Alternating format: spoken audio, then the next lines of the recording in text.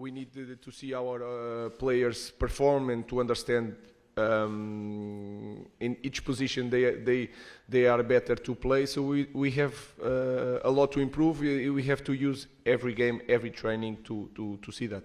Also, FCSB is on the 8th position at the moment. Is it surprising for you to see this, considering teams like Galatasaray, Rangers are behind? No, it's not surprising, and we proved that in Premier League. We are Manchester United, and we are so low in the table. So anything can happen in football. We know that he is a strong team, can score a lot of goals from set pieces, can win difficult matches, sometimes without any so much possession. So he's a really smart team, and we have to perform well to win the game. Hello, my name is Theodor Jumutate from Golasso.ro. I've got two questions too, please. First of all, how will you react if one day in the morning of a game, Sir Jim Ratcliffe will call you asking to use in the first lineup a player that he wants instead of a player that you want? That is not even a question. I'm the coach of Manchester United. That is really clear. Everyone here has a job. Andrew has a job. Lenny has a job. My job is to choose the players, and that is not even a possibility. And the second, how would you define the last 12 years of Manchester United with 10 different managers, including 4 caretakers, for 0 Premier League titles? Would you define it as a crisis? No, it's not a crisis. It's a problem because this club is a massive club, and this club had a person like Sir Alex Ferguson in charge of everything for so long. And then when you lose this kind of personality in the club, sometimes it's really hard to start again. So I think that can happen at any club, especially in our club. It was like 26 years, 26 years with the same person, 27, sorry, with that aura and in charge of everything, that build everything, that talk with all the kids, that to bring him here since under 8, under 14. So we need to start doing that without Sir Alex and with just a small help from him. So that can happen in any club. Hello, Mr. Paul Andone from Prima Sport. I want to ask you, what do you know about FCSB, and if you speak with Tony Da Silva about the Romanian team? No, I know the team because we studied the team to prepare this game. Like I said, it's a team that sometimes is a little bit different in Europe without so much possession, can score from set pieces, with one striker that is really fast in transition. Miculescu with the left foot is really strong. Two central backs that are really strong on the duels. 2 full backs that plays up and down until the 19 minutes. So we have to be prepared for that, and I'm sure our team is prepared to fight for the win. No, nothing. Hello, Justin Gafiuc, Gazeta Sporturilor. Happy birthday, first of all. I know it was your anniversary, and you said that after your first months at Manchester United, you feel like you spent your 50th anniversary. Are you ready to spend your 60th anniversary if you lose against FCSB tomorrow? No. Our idea is to win. That was just a joke. It's a big pressure to coach a club like this.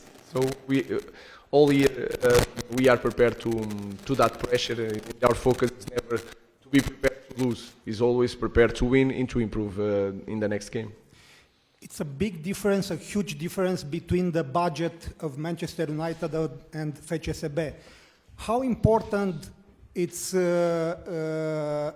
this subject when both teams will play with the qualification on the table? It's important, this point of view about the budget, this huge difference between the budget. Yeah, of course, it's a big difference. I cannot say a different thing because when I was in Sporting, I said one thing, and then I'm Manchester United. I'm going to say it doesn't matter.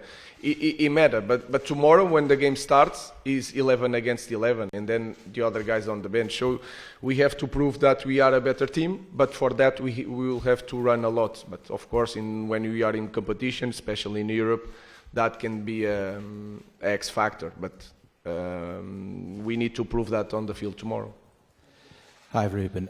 Just with regard to Marcus, if his training not good enough for him to be in your squads, why is he still training with the main group? Why do you not sort of say to him, look, go and train with, I don't know, the youngsters or on your own until you do train well enough? Because it's been 6 weeks now, so it seems very odd that a player is still in your main group, but it's not to the standards you require.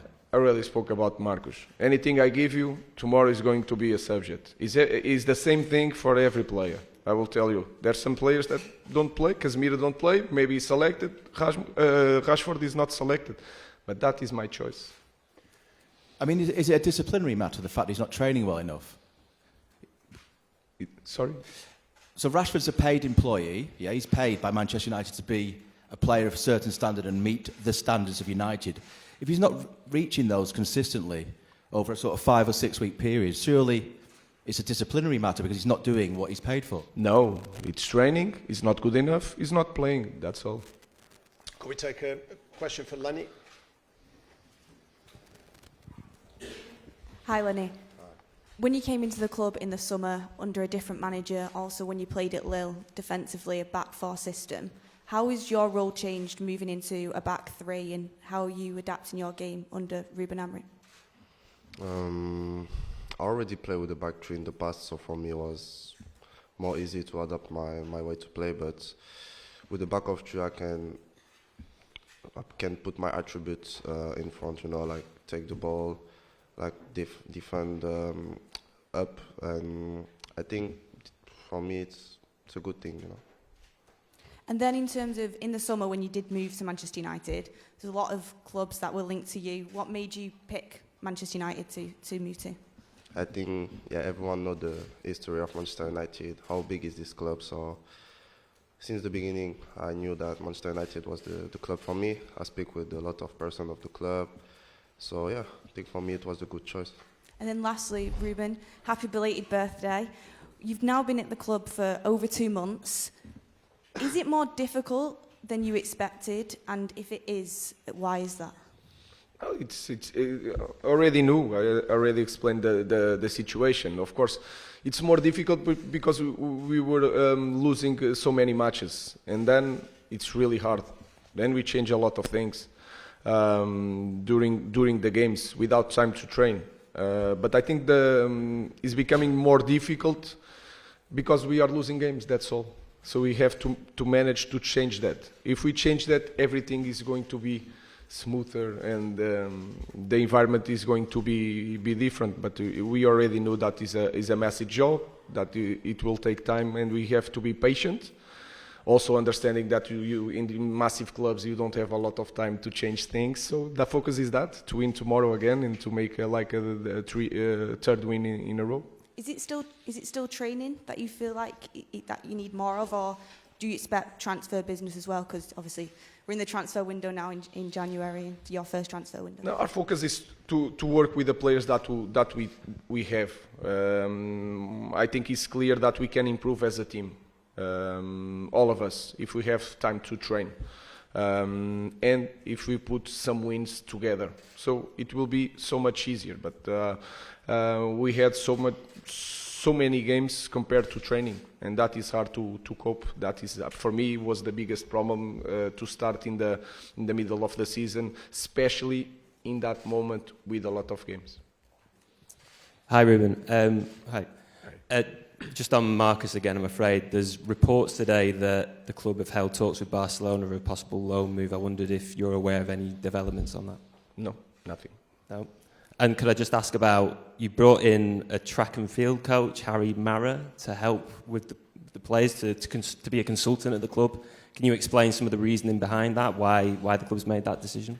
Was not me, was the club. We are always trying to bring experienced people to share the knowledge with the staff, to understand the body, to understand how you can improve our players. So it was not me, it's something new. He's not there to coach the team, he's more to coach the staff about everything, about the running and etc. So it's a simple thing that we are used to do it to improve as a club. Hi, Ruben. We're near the end of your first transfer window now. I'm just wondering how you find it. Has it been as difficult as you expected? Has it been more difficult than you expected? You've obviously spoken with the owners about the financial situation when you took the job, but how have you found the window in reality, and how difficult has it been trying to get deals done? This window is always really difficult, and we don't want to make the mistakes of the past. We have to understand the situation of the club. A lot of things are changing, so we have to be careful in this type of window. And you guys know the situation of the club in the moment, so it's nothing new. Hi, Ruben. Back on your favourite subject, Marcus Rashford. Can I just ask, if he doesn't secure a move before the deadline on Monday, what is the situation for Marcus then? Does he continue to not be selected? Is there a route back for him? How will that situation play out from your perspective? Our team, you can look at our team and imagine the profile of the players, you know? Now imagine a talent like Rashford. Our team should be so much better with Rashford. But this Rashford, he has to change. If he change, we are more than welcome to put a talent like Rashford. And we need it. So, but in this moment, I think it's really clear that we have to set some standards. That's all. We are waiting for Marcus if he wants really bad. That's the only thing. So it's you try to make like something personally. It's not personal. I have nothing against Marcus. I just have to make the same rules for everybody. And that for me, it's so simple. It's always the same answer. Is it disappointing for you as a coach, though, to see a player with such talent and potential, we've seen it in the past, what he's achieved, that your message is not getting through to him? I promise, Andrew, I will not give you nothing today about Marcus Rashford. I'm giving you a little bit. It's the same thing, guys. We need goals. We need 1-against-1. We need threat on the final third. Guys, what more do you need? We've got to get some dinner and some sleep. Thank you very much. Thank you, guys.